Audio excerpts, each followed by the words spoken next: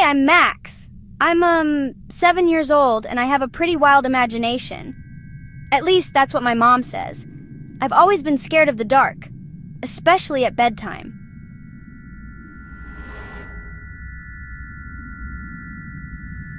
Mommy, there's something in my bed! It's just your imagination, sweetie. Go to sleep. But then I felt two things. Mommy, there's two somethings in my bed. Max, honey, there's nothing there. Try to relax.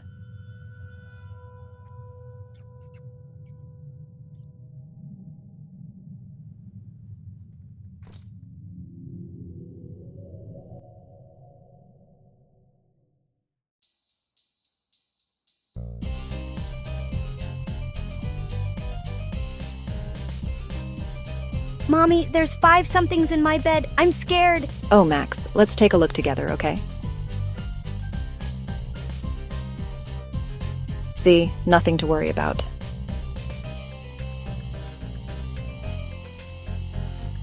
It kept happening. 3 things. 4 things. 5 things. I tried to be brave, but it was getting harder every night.